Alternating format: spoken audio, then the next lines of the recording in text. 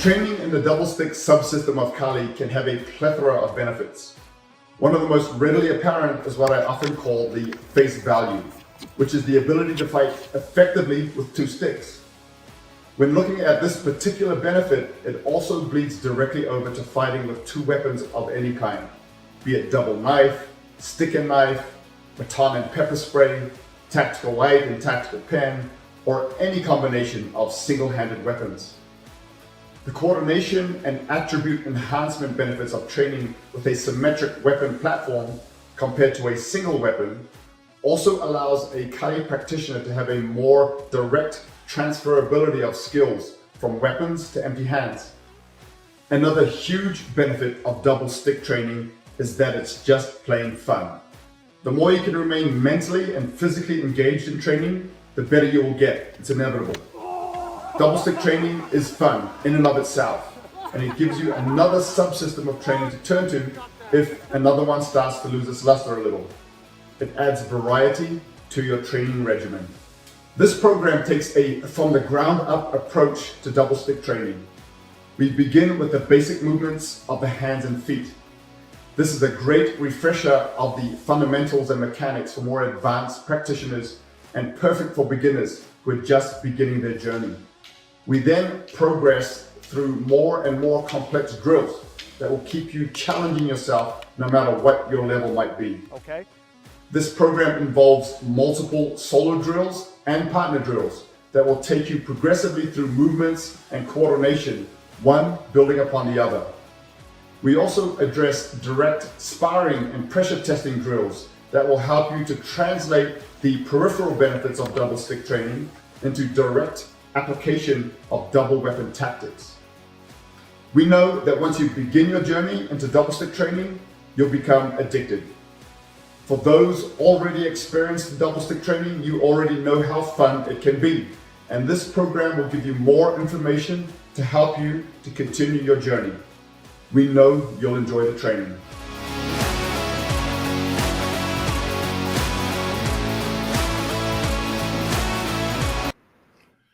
All right, we're here. We're live with Tuhon, Jared, Wihongi, talking about the double stick dynamics module, brand new to Pikiti University. How's it going, Tuhon?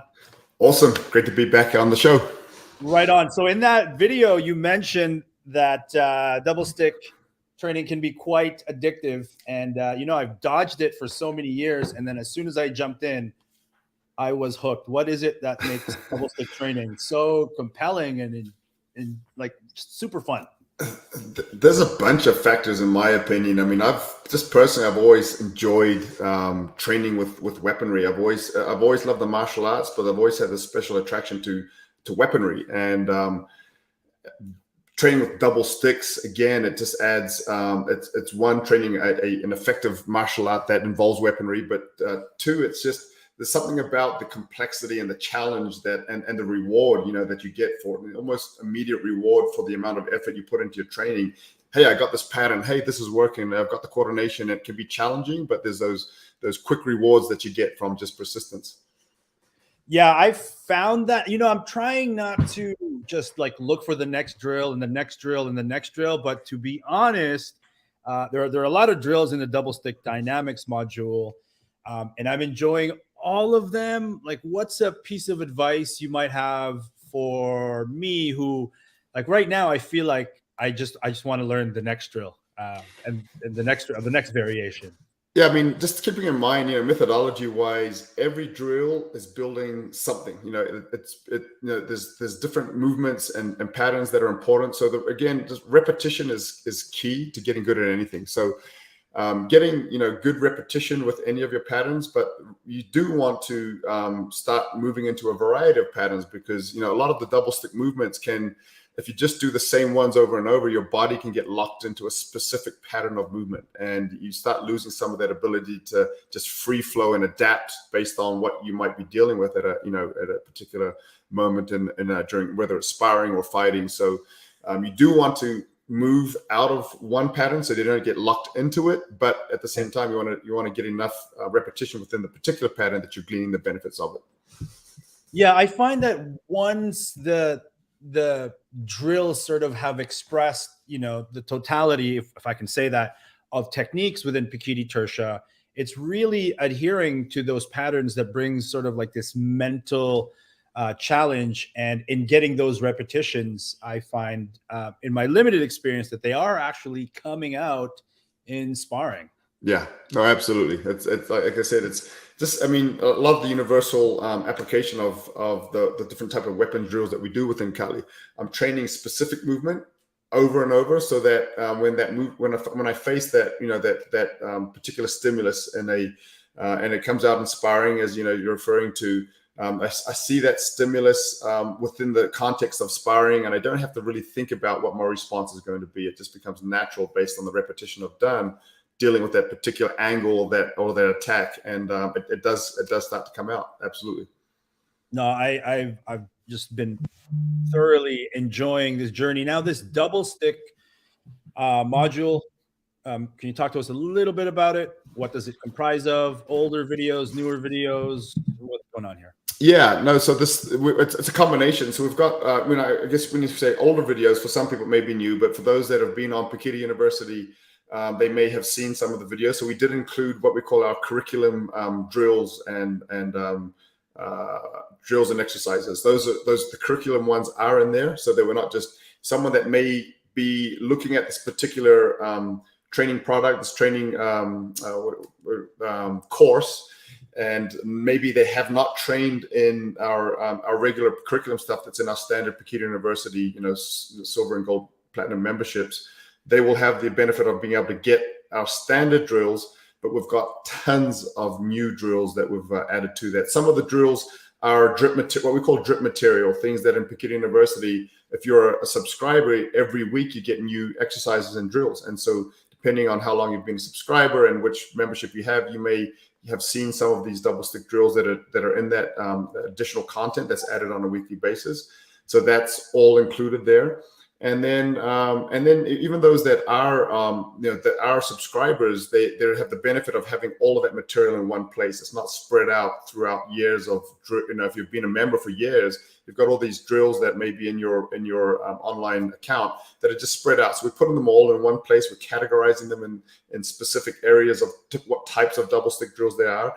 And again, we've added tons of new drills, exercises into this product also. So it's really a robust, complete course for anyone that's looking to take it from the ground up, you know, deep dive into double stick training. Yeah, I'm just having a quick look at, you know, the folder here. It looks like there's at least 60 new videos, 45 additions from yourself, Tuhon Kit Asenas, and Mandala Patch Caballero in the Philippines, and to include sparring with Sinawali. So really functionalizing Sinawali with Mandala Jason Jones, which was a module that he taught at the last USA conference there. Is this module accessible for somebody who doesn't take Pikiti Tertia, or would you recommend this as a first dive into somebody who's not done any, you know, Filipino martial arts stick work before? So you're talking about the entire double stick module, the course? The entire module. Who's it for? Can somebody beginning their FMA journey Absolutely have entry? Yes, absolutely. Because we kind of start with, in this particular course, we start with some very fundamental, okay, you know, this is how we would want you to move your feet. So we start with the base of how to move, posture. We go through some basic movements of how to utilize the fundamental angles with the stick. A lot of them are in the actual drills that are spread throughout this course, but we give you at least a foundation. So anyone that is completely new to the Filipino martial arts and they want this to be their first exposure, that's definitely possible with the way that we've organized this material. We've filmed some additional stuff that's specifically for people that don't have that background. But we also recommend, you know, for people that may be in that situation that want to maybe get a little bit more detail in some of those fundamentals, and a little bit more of the intricacies of the strike angles and the footwork, we do recommend you actually jump into our standard Pikiti University, start off with a silver membership or something like that. But in and of itself, this course is designed to be a standalone, whether you're advanced. Trust me, if you're an advanced FMA practitioner, you will learn lots from this course. without a doubt. And for a beginner, it's just a great way to kind of get your introduction to Pekiti Tertiary Kali or the FMA in general. Yeah, I just want to second that.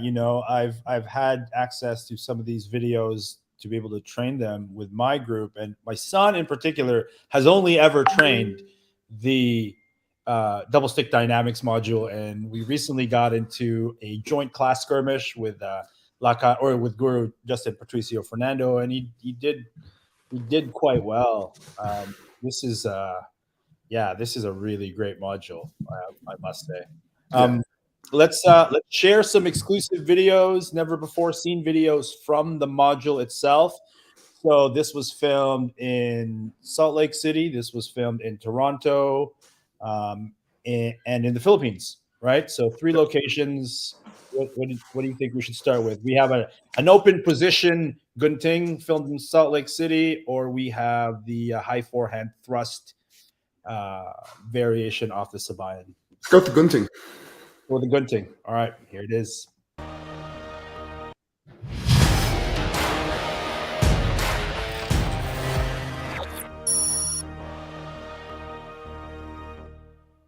All right, guys, so in this video, we're going to get into another variation. It's going to be similar to that last one, but this time we're going to be utilizing a gunting or a double stick defense against each of the 4 levels, the 4 attacks. Okay, so we're going to cycle through that with a partner. And then what I'm going to do is I'm going to go gunting, gunting, gunting, gunting. Again, gunting meaning a scissor motion. So I'm doing a scissor there. Because I'm from an open position, my first one is always going to be coming together, going apart, together, apart. We'll go back to the platform. My partner will do the same. Okay, so our training partner Damien here is going to demonstrate this with me. So again, we go slowly through this. 1, 2, 3, 4. I go gunting, gunting, gunting, gunting, and we go back to the platform. Okay, so that's the way we're going to go through that. After you've done it one time, go back to the platform. Your partner will do a repetition. Go back to the platform and just practice that one. Okay, give it a try.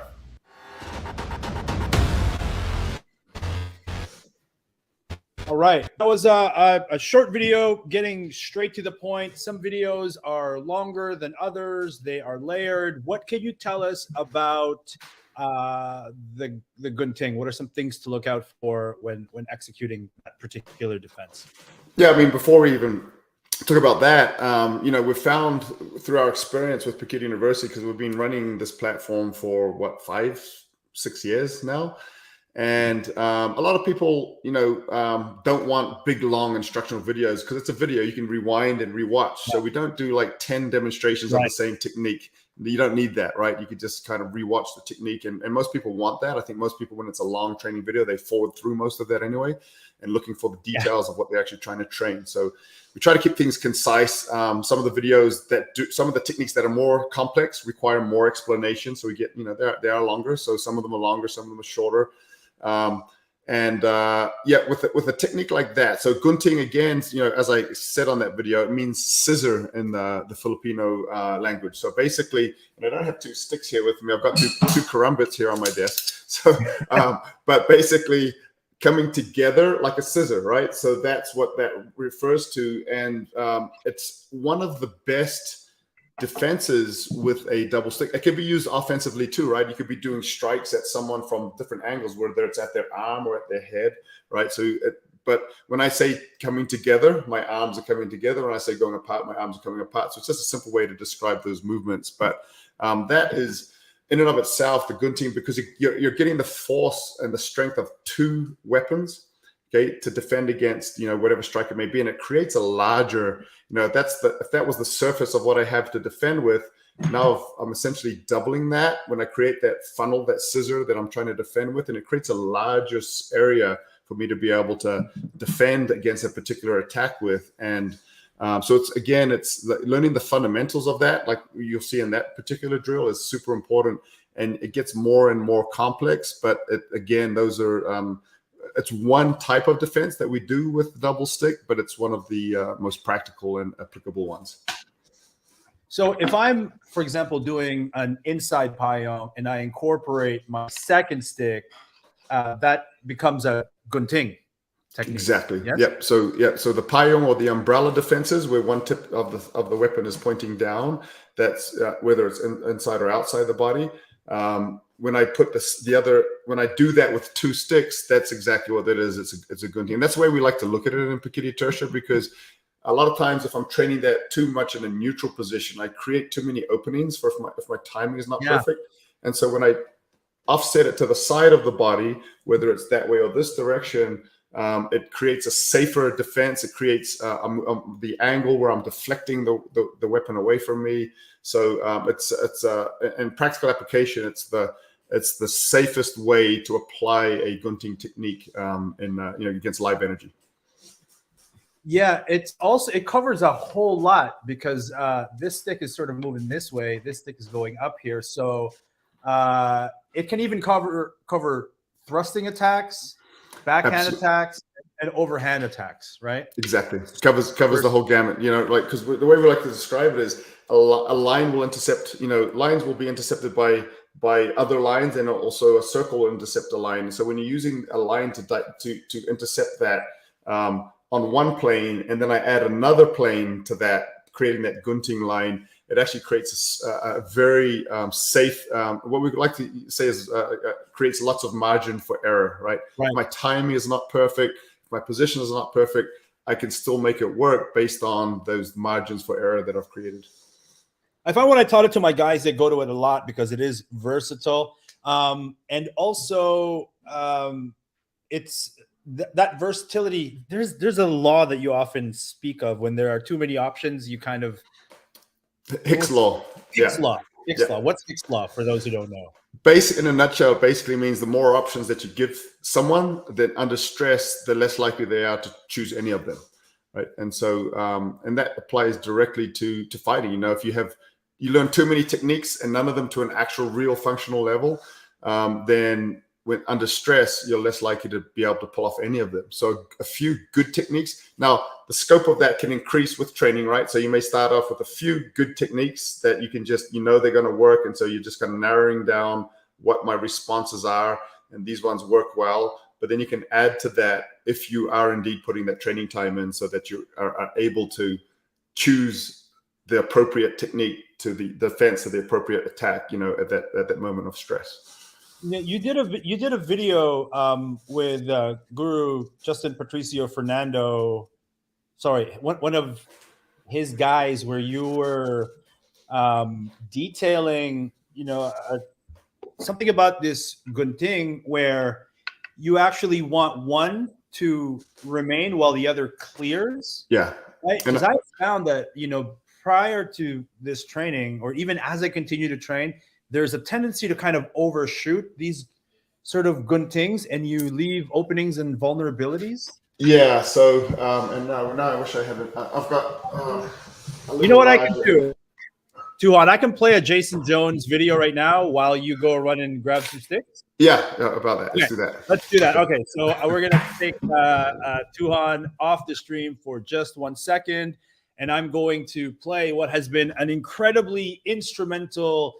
This is an 11-part series taught by Mandala Jason Jones on functionalizing Sinawali for double stick sparring. I've just been diving deep into this 11-part series, and I hope you guys enjoy it. This is part 3 of 11. This is included in the double stick module, and I'm going to play this while Tuhon Jared grabs a pair of sticks. Here it is. Our basic, right? Boom, boom, and hit. Another tactic that I can use is like my wave in, wave out motion. I might duck my head in here to draw that shot to move back out and get him on the counter. The way that I would apply this in the same situation, getting this motion in here. So as this comes in, I'm going to wave out, and I'm really going to reach out with this number 2 to catch it. And then I'm back in on the same motion. So very similar to what we did this morning with that step, where I can exchange and I can move out. Again, we'll be fighting.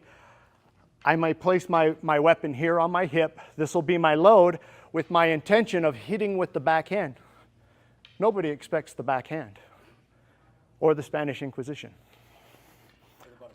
Or the So I would have this, doing my, working my strikes, drawing him out.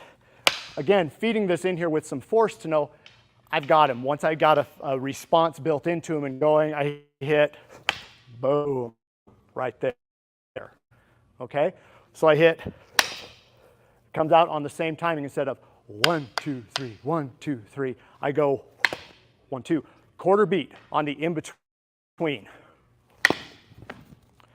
And then through with the power strike on the end. Okay?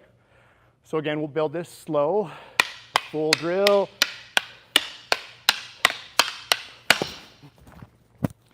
And through with the number 1. Okay? Let's try it.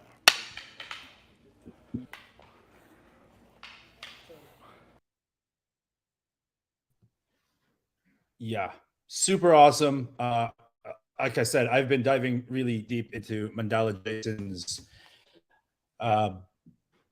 functionalizing sparring Senawali, which is an 11-part subsection that is included in the double stick module. Very back. All right. Yeah, we were talking about that little detail with yes. And my son thankfully has started training, but he takes my sticks everywhere in the house, so I got to round them up. But the way I like to articulate that is we have like what I refer to as a passive and an active stick. And I use that term because when we do a lot of our empty hand application, sometimes I'm using my 2 hands like a gunting, right? When I'm defending, I'm creating one bisecting line that's backed up by another one. And so I use the same terminology there.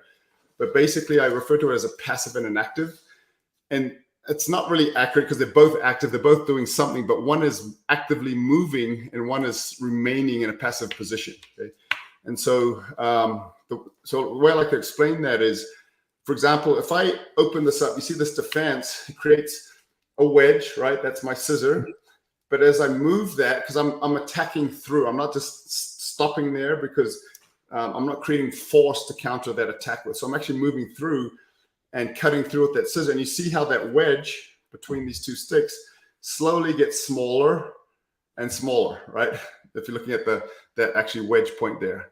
So as I'm moving through, that wedge actually is going to get smaller and smaller, and eventually it's going to open, right? And I'm going to create a line right between that.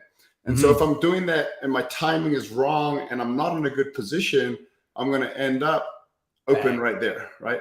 And so when I do this and the same thing as if I'm doing it, on different angles, when I do those movements, if I keep one of them in place, then that one actually never leaves. And even if I was successful in stopping that initial attack and I open up, they may continue to follow through with that if I haven't sufficiently, created the position to do my counterattack. So rather than opening that up, I'm actually going to leave one there that's going to be passive to maintain control and monitor their weapon, while the other one is getting ready to do whatever counter it might be, right?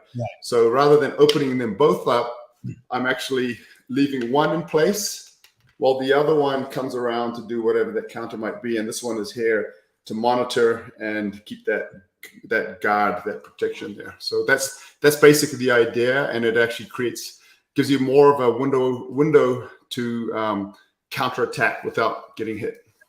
I find that's a really difficult thing to do under pressure, under stress, and hard contact sparring.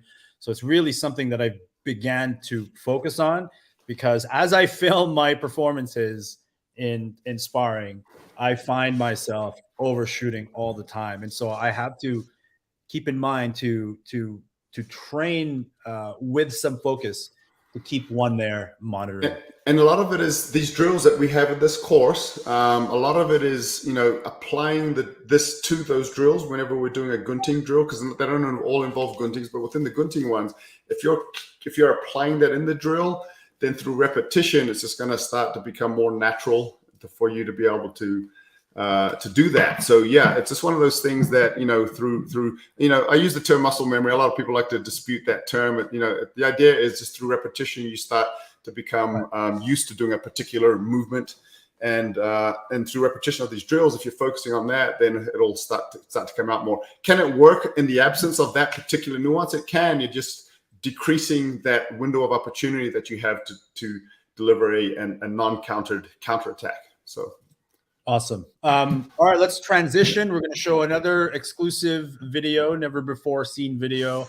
And we're doing this because, we hope to provide some value from this podcast, but to give you an idea of the diversity of content. So this is now the double stick Sabayan platform, which when I combine this with Mandala Jason Jones's Sinawali for sparring, has really like supercharged my learning and my students as well.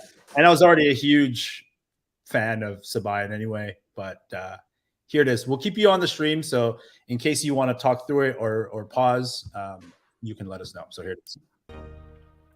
All right, guys, so what we're going to look at now is a variation to that Sabayan double stick drill, okay? So now as we get into this, you'll see that we're going to be adding some of our standard thrust variations that you will see in our single stick or knife variations of the Sabayan drill, okay? So the first one we're going to add on here is a high forehand thrust. So just as by way of review, especially if this is something that might be new to you, within the PTTA or the Pikiti Tersh or Tri-V methodology, we focus on center line. So that's why we've got that center line thrust there.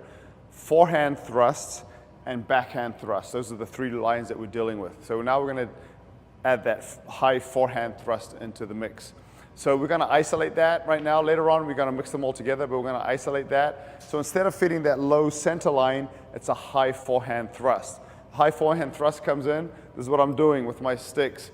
My left hand is going to come through, and I can hit either the stick or the arm, okay, to defend that. My other stick is going to be coming over, and normally this hand is going to be used to counter thrust. If I'm really close, maybe we're using the puño to strike with. But depending on how long the weapon is, I also may decide to just create a barrier here, right? Another extra line of defense. Because if I stop that there, maybe with a longer weapon, he still might be able to reach in and make contact. So I'm going here. And then after that, I'm feeding that jab in, and we go back to the drill. Okay, so high forehand, here and there. 1, 2, 3. 1, 2, 3. Okay, slow it down a little bit. So 1, 2, and 3. All the same elements. 1, 2, and 3. 1. See the position of the sticks there? Okay, that's there. Back with the jab, and continue through. 1, 2, 3. Okay, so that's how we're going to deal with that high forehand thrust there. Okay, 1, 2, 3. 1, 2, 3. Okay, so isolate that, train that a little bit, and later on you can kind of combine it with the center line thrust. Give it a try. Yes. Yeah. So just the context of that. That short variation of the Sabayan drill, we've got our primary defensive movements, and again, we're trying to keep things finite. There's no need to overcomplicate things. So, and when I say our primary movements, when my two sticks are up, we're using a four wall type movement is what we call that, and then you see that we're using a pasunod or a contrada defense going behind the line. And then there's the payung there too. That's in the application of the gunting. So it's a very simple drill. There's a lot going on as far as getting our primary movements in. Yeah, here's a short video of me and Guru Anthony sort of taking the base foundation of that drill, infusing some free flow elements, and adding environmental factors to it. Like the footwork really live when there's exposed roots and uneven ground surfaces. Talk to us about that, and also our feeds being on target and maybe delivering it with a little bit of intention. Yeah, no, absolutely. That's I think that's a great way to train. Get some variety to your environment, because we get used to training in a static and not just the environment. Sometimes the clothes that you wear. Sometimes we go to the gym. I put on some shorts. I train in bare feet. And I have a t-shirt on, and we get all comfortable. Then in reality, you've got boots and jeans on, or something like that. And so and then the environment itself, you've got things that bushes behind you aren't going to stop your movement, but they're going to trip you over. You know, it's like a wall, I should say. It's not going to stop your movement, but you can fall into the bushes. So roots on the ground. So I think that's a great way to add some variety to your training. And then as far as just like, if you've got the equipment, you know, then you can start putting some pressure into the drills and start really pressure testing your movements. Do it in the context of the drill, still isolate the drill, just like you guys are doing here. But now we're just actually putting some intent behind the strikes and making sure we can actually pull off the particular defenses. So that's great evolution and training that can really enhance whatever it is you're trying to learn through that particular drill. Speaking of evolution, we use blades in a portion of that. Is it transferable? To what degree, and what modifications do students need to be made aware of? Yeah, absolutely. You know, there's not everything within from stick to knife is translatable, but if you're training it correct, most of it should be. Okay, so and for the most part, the things that aren't, if you don't, you're not kind of using your imagination, I guess you'd say, some of the things that might not be as applicable are the WTIC type defense, which are not in that particular drill. But even with WTICs, if I'm focusing on the tip of the weapon itself, I could be looking at scrapes across the eyes and things of that nature.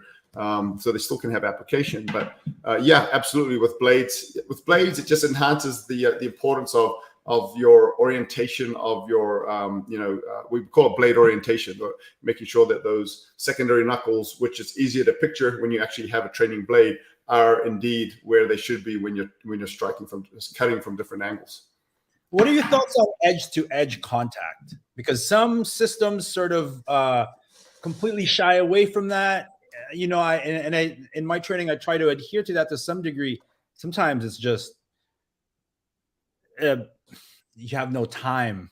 Right? Yeah, it's unavoidable. Oh, there's techniques that will train to avoid using the edge. You know, sometimes we're using the spine of the blade, which creates a much stronger surface. Sometimes it could be the side of the blade. But like you said, sometimes it's really based on the economy of motion. It's going to be unavoidable, and it's better to take a chunk out of the edge of your blade than a chunk out of the edge of your neck. You know, so that's, you know, there are situations where if you can preserve the integrity of your blade, then by all means. But the other situations, it's just a matter of survival. So, you know, self-preservation is the paramount principle always. So yeah, you can train certain things, but some things are going to be.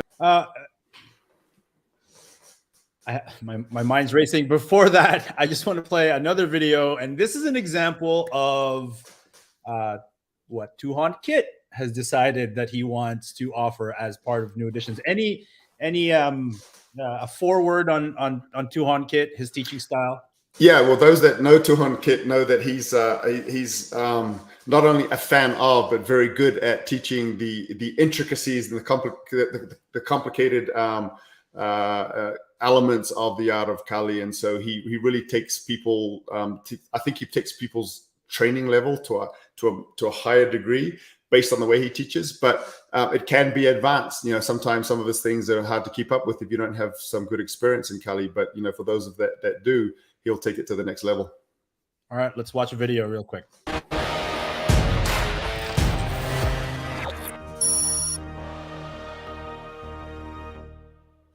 Doble baston, bunog florete. A bunog florete is a thrust florete, and then we can close it with another florete. Normally, when we apply our florete, it's from here. But this time, I will first lead with a thrust, and then go into the florete. So it's done like this: 1, 2, 1, 2. Okay, from here, 1, 2.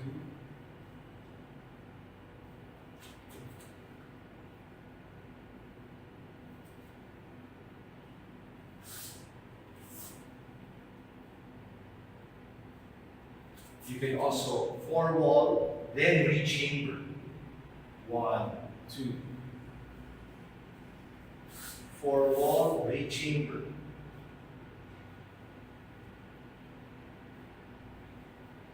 Okay, let's try this. Buno Florete. That was really the first time I'd even heard of that term.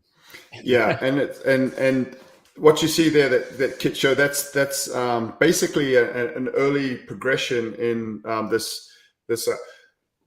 Excuse me. Bless you. No, I don't have COVID, guys, but I did have something in my nose. It is a, at least I don't think I do. It is a great progression that he showed there, because he gives you an opportunity to train the movement before he starts adding it into partner drills and then getting more and more complex with it. So, and that is essentially, it's basically, it's adhering to a lot of the thrust and slash principles of Pikiri Toshikali is a lot of what we're looking at. So we've got, thrusting and slashing on the same line, thrusting and slashing on opposite lines. And so he's taking what Bruno Florete is doing there is kind of taking that principle and just kind of adding some application to it within the context of our double stick drills. Yeah, I found it's probably a training deficiency, but there aren't a lot of thrusting that I see, generally speaking, in double stick fighting. So yeah, I mean, there's ways. A lot of it is because a lot of our double stick partner drills, there's a lot of contact involved. So the Bruno Florete drills adds them into that. We actually do start introducing that in our fundamental curriculum, where we have a 6-count thrust and slash, basically a thrust and slash, a simple thrust and slash drill, and where we start putting thrusts in there. A lot of times when you're thrusting, you're actually not making contact, but you're passing through and then making contact with the Florete afterwards. And so it is there. We also try to add, that's one of the reasons with our puntadas, panabas puntadas drills, which is our thrusting and slashing drills. One reason we add them into, like we saw with the Sabayan double stick variation, where we're doing a double stick slashing drill, but then we start adding thrusts in different lines and learning how to defend against those. And so they are there, but just not as much as you would see with the different slashing angles. Yeah, it's again something that I'm working on. And again, since recently I've gotten into double stick for myself, and coincidentally I started teaching, I'm really using the double stick dynamics as a platform for me to better understand the material and to teach it at the same time, which is a Pikiri Tersha philosophy, right? This whole learn to teach. Exactly. Your deeper, learning comes through teaching, and that's something that Grant Tuhon would always say. You learn to teach to learn, and that's very, very true. So in this clip, I'm sort of having my students do a kind of a compartmentalized sparring, where we take the items that we learned from the module and just sort of compartmentalize it and throwing it into a sort of like a specialized sparring platform. Any advice? Is this anything to look out for as I learn to teach?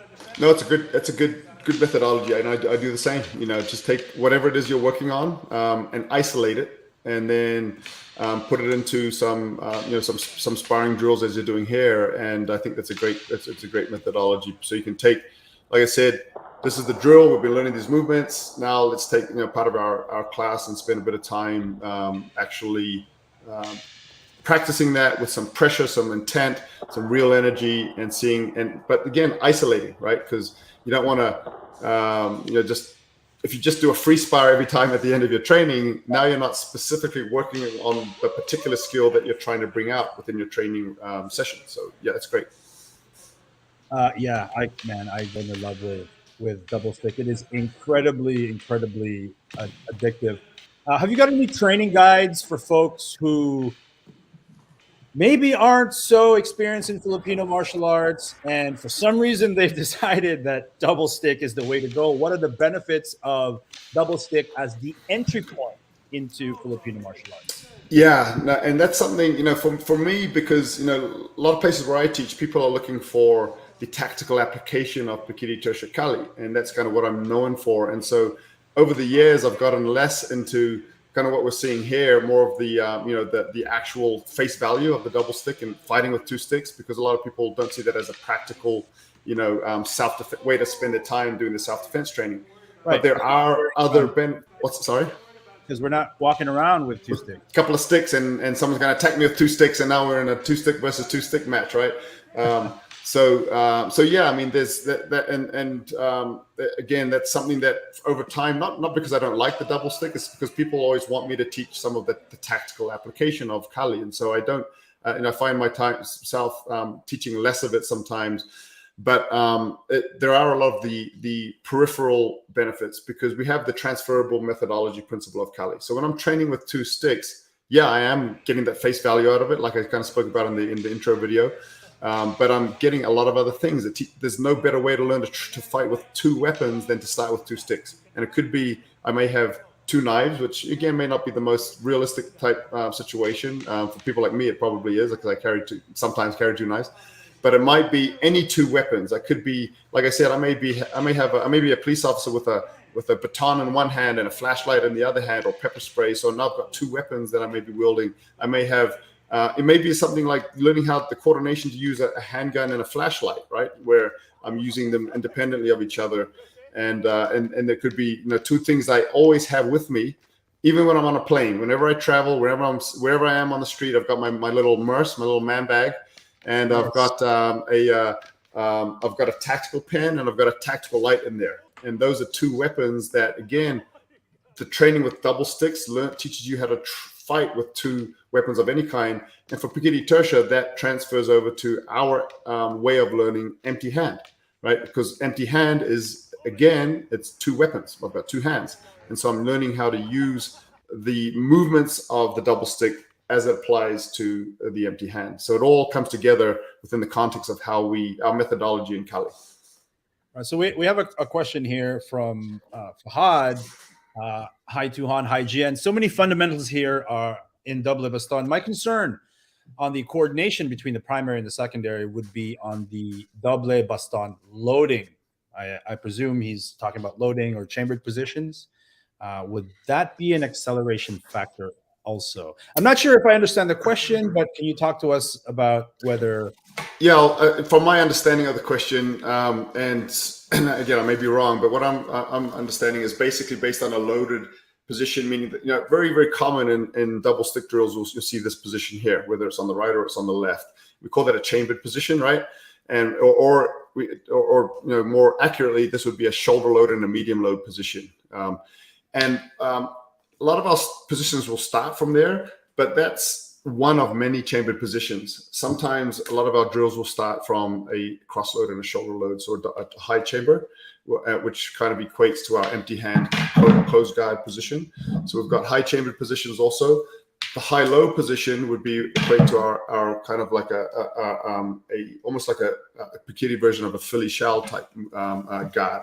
So we've got different positions. I might be from an open position, and what I always have people do is train from different loaded positions, but you never want to be stuck in a loaded position when you start applying double stick to fighting. So you want to be moving, and I like just with the single stick, when you're doing the circular movements, you're actually passing every one of our loaded positions: low, shoulder, high, cross, medium.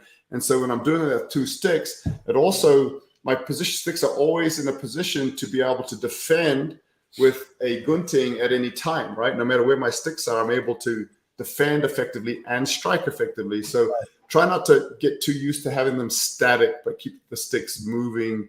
And that way you're not presenting a static target, but also you start to hide your intent a little better. Yeah, speaking about hiding intent, some Pikiti Tertia fighters in my local area here, particularly Guru Justin, never stops moving his stick. He's constantly calls it snaking. I don't know if that's the same term you use, but in doing so, he's actually hiding his chambered positions through constant movement, and he's able to strike without it being telegraphed. A very difficult thing to deal with, actually. Any advice? Because that's great, and like I said, that's kind of something that I would recommend. Whether you call it circular movements or snaky movements, I've heard that term used before, but it's the same idea. It's hard to do it here. I don't have space, but basically your sticks are constantly moving in a circular fashion, and again, that circle. If I'm training from all of my loaded positions, then no matter what position I'm in with a circle, I'm basically in one of those loaded positions with both sticks. When you personally fight, when you personally spar with double sticks, do you have a favorite chambered position? Do you have a favorite stance that you like to go to? Are you do you bait a lot? How do you play?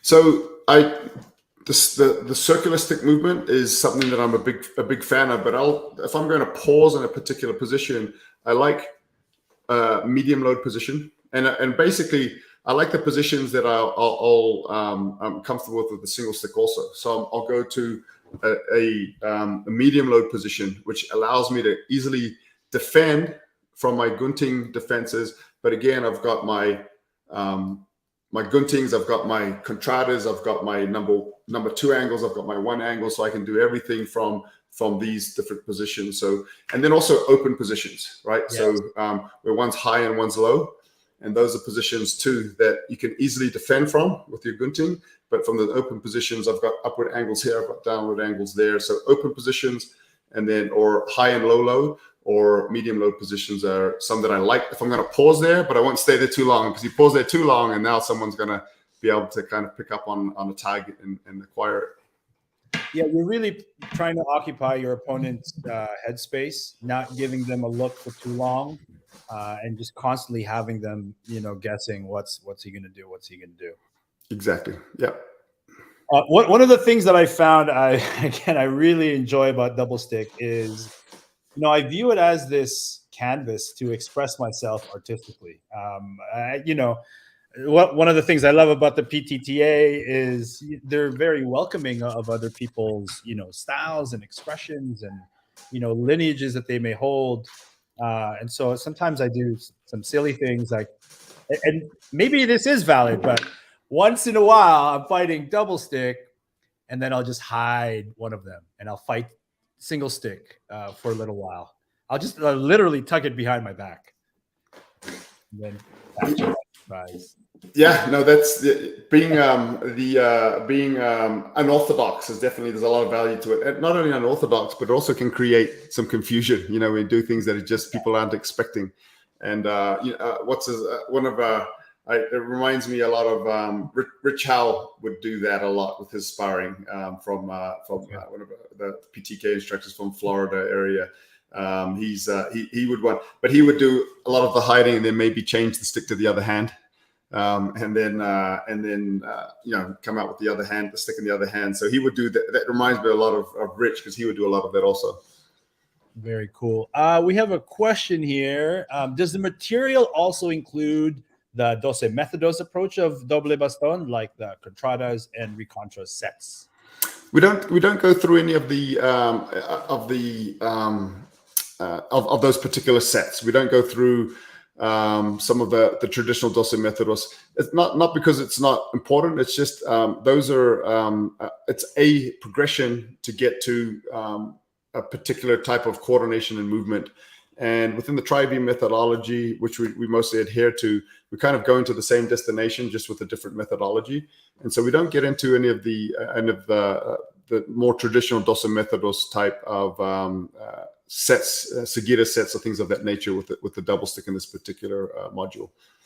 So what I'm hearing is conceptually covered, but not absolutely. Yeah, as far as like the application, of those sets, everything is covered within here. It's just we don't go through certain methodology. It can become a little bit redundant where you're getting, you're kind of getting through those fundamental areas to because those are leading to the actual application, and then you're actually showing another way to get to that application. It can become a little bit repetitive and redundant, and so that's one of the reasons why we just kind of use a particular methodology to kind of get to the same way of fighting with double sticks. Yeah, I found that in this module, and perhaps in the PTTA approach, a lot of it is based on a base drill, and then layering in interjections, modifications, variations, and different parameters to challenge that. Yeah, exactly. Yeah, and again, it's just methodology-wise, when you get past the fundamental movements of how do I move with these particular weapons, and you start getting into the flow drills, start getting into the application, it's all the same. It's just sometimes those early progressions of learning those fundamental movements can be just a little bit different. Awesome. All right, so wrapping up, again, I'm going to go back to what advice, if people choose to purchase this module, they can expect a lot of the drip content from Pekiti University that's curated. How is it curated, by the way? Sequential to the drip, or by difficulty, complexity? How is it? Yeah, no. So it's been divided into categories of training. So a lot of the drills, we start off with some fundamentals of just how to, energy of strikes, broken fluid, circular energy, angles, some simple footwork. We don't spend too much time on it, because if people again want to take a deep dive into that, they can kind of get into our silver through platinum memberships at Pekiti University. But we give some fundamental areas or exercises in that regard. And then we start getting into dividing it into a series of drills from what we call an open position, double shoulder load. And then we get into a series of Sinawali type drills, weaving patterns from the chambered position. And then we'll start getting into flow drills, double stick flow drills. So it's not just a pattern. Like Sinawali patterns are usually asymmetric. I do this on the right side and I do the same thing on the left side in a pattern. We start getting into flow drills. And so we've got those categorized in the area. We've got solo drills, exercises for wrist strength, and very symmetric exercises. We get into some advanced drills. So it's kind of separated into categories. So you can kind of go to that category, and you've got a series of drills that kind of build you up in that particular subcategory of this subsystem. Awesome. What else? Oh, something that came to mind was that Mandela Patch Caballero added some like really interesting drills there as well that I really, really enjoyed. The Cuatro Cantos drills, things like that. But again, advice for somebody going through the material, because it is quite a lot. And I believe after the fundamentals, there could be like a deep dive. People, may get lost, maybe, right? Yeah. Depending on your level, right? Depending on your level, you may pick up some of these things a little faster. Some of them may take more time. But we, just like with anything, we recommend that you don't. We recommend the crawl, walk, run methodology, right? So even if you are familiar with double stick training, skills and drills, you might want to still at least spend a little time going through the progressions that we present, because as it gets more complex, sometimes if you kind of skip a step or two, then it can get frustrating. So, and then they're not just build up. Each drill in and of itself has skills that you'll be able to glean from it, that you'll be able to learn. So take your time going through it. Double stick can be frustrating, and I would say even for people that have a good level of skill with double stick, some of these drills that may be new can be frustrating. So just take your time to kind of go through the progressions and just kind of have fun with it. Double stick is fun in and of itself, but and make sure that you're not, getting the way I like to articulate double stick training sometimes when you've got someone, particularly if they're newer, is that it just kind of feels like you get spaghetti brained. All these wires are crossing and it's like all the strings are getting tangled. And I'm like, wow, which hand is doing what's that doing now? And a lot of times when I was going through early progressions, or, if we've got a new student, I'll just have them step away from it for a bit, just kind of like clear your mind, because your mind starts to get a little bit kind of like convoluted. Right. Step away from it a little bit, do something else, do another drill, do some doubles, some single stick or something, and then come back to it. And then you'll start to flow oftentimes much better. And so that's kind of something that I've always recommended when people start getting a little bit frustrated with the double stick training. Take a break from it, let your mind clear, come back to it with a clear mind, and then just let the body flow a little bit better. Yeah, if I may share, I encourage my students to embrace that discomfort and that struggle. It means your brain's rewiring old habits and is promoting, neuroplasticity is a term that folks use. But just to embrace that and not to let it frustrate you, I find can sometimes work for particular kinds of students. Yeah, absolutely. Yeah, it's always going to be a learning process. It's going to be an uphill battle, but sometimes just taking a step away and then coming back to it a few minutes later, and just with a little clearer mind, and not trying to remember the order of movement and which one would go. Where's my left hand again, kind of a thing, and just start to flow a little bit more. Right. So can we talk about the pricing for this module? I know that it's already going to launch with a big discount. You know, I believe it's $149. Yeah. So the full price on this is $149, and then but for the launch phase, which I think is going to go on for about 4 days, if I'm not mistaken, we're actually discounting that at an additional $50. So it'll be $99 for those first 4 days during the launch of this particular product. All right. So the first 4 days of launch, it's discounted from $149 to $99, and then folks watching this podcast, you can get ahead of the line and get an additional 15% off, and then after that, it goes to back to full price. Yeah, exactly. So yeah, for those of you that have tuned in, for putting up with Paulo and I, you get a 15% discount. So, and it looks like on the screen there is the discount code. Yes, there it is. The discount code is podcast 15, which makes sense. All right, Tuhon Jared, thank you very much. One last question, totally unrelated. Is a part 2 of Pikiti boxing going to happen? That's a good question, and it's actually been on the to-do list for quite a while. Yes, it's going to happen. Not just part 2. We've actually got several follow-ups that we have to do, because we've got additional the Pikiti boxing portion of it. Then we'll be adding some of the other elbows and knees and kicks of Pikiti Tusha, and then the pangamut, the manipulations from the wrist to the shoulder and the leg. So there are actually a few that we are on our to-do list, yes, and so they will be forthcoming. We haven't filmed them yet, so they're not in the works, but they will be hopefully within the next year coming out. Awesome. So real quick, by the way, Sebastian Poirier says thumbs up and hello. He taught Dose Methodos. What's that? He taught some of the Dose Methodos material at Sebastian's, very knowledgeable. That was his kind of classical upbringing within Pikiti Tusha was in the Dose Methodos system and the tutelage of Tuhon Philip Jelena. So he's a great source, and a lot of those that attended the PTT USA conference were able to benefit from that knowledge. Yeah, so there are members of the PTTA who have that information. Go seek them out. Check out the Pikiti Tusha Tactical Association social accounts on Facebook and Instagram. Any final parting words, Tuhon Jared? No, guys. We put a lot of time and effort into this. It's going to be. We know it's going to be very enjoyable for those of you that actually participate in this training course. So. It's a lot of fun. Like I said, there's been a lot of hours and time and effort put into putting this together. We wanted to make sure that you guys enjoy it, and also it'll enhance, for those of you that have been asking for something like this, it's going to be a great way to just enhance not only your general skill within Pikiti Tusha Kali or FMA in general. This isn't specifically, hey, this is Pikiti Tusha Kali only.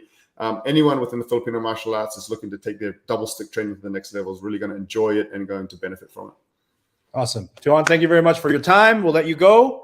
We'll see you soon. We'll see you soon. Take care. Thank you. Take care. All right, guys, we're going to end this podcast with the introductory video that you will see if you click the link anyway. But thank you guys very much for your time. Training in the double stick subsystem of Kali can have a plethora of benefits. One of the most readily apparent is what I often call the face value, which is the ability to fight effectively with 2 sticks. When looking at this particular benefit, it also bleeds directly over to fighting with 2 weapons of any kind, be it double knife, stick and knife, baton and pepper spray, tactical light and tactical pen, or any combination of single-handed weapons. The coordination and attribute enhancement benefits of training with a symmetric weapon platform compared to a single weapon also allows a Kali practitioner to have a more direct transferability of skills from weapons to empty hands. Another huge benefit of double stick training is that it's just plain fun. The more you can remain mentally and physically engaged in training, the better you will get. It's inevitable. Double stick training is fun in and of itself, and it gives you another subsystem of training to turn to if another one starts to lose its luster a little. It adds variety to your training regimen. This program takes a from the ground up approach to double stick training. We begin with the basic movements of the hands and feet. This is a great refresher of the fundamentals and mechanics for more advanced practitioners and perfect for beginners who are just beginning their journey. We then progress through more and more complex drills that will keep you challenging yourself no matter what your level might be. Okay. This program involves multiple solo drills and partner drills that will take you progressively through movements and coordination, one building upon the other. We also address direct sparring and pressure testing drills that will help you to translate the peripheral benefits of double stick training into direct application of double weapon tactics. We know that once you begin your journey into double stick training, you'll become addicted. For those already experienced in double stick training, you already know how fun it can be. And this program will give you more information to help you to continue your journey. We know you'll enjoy the training.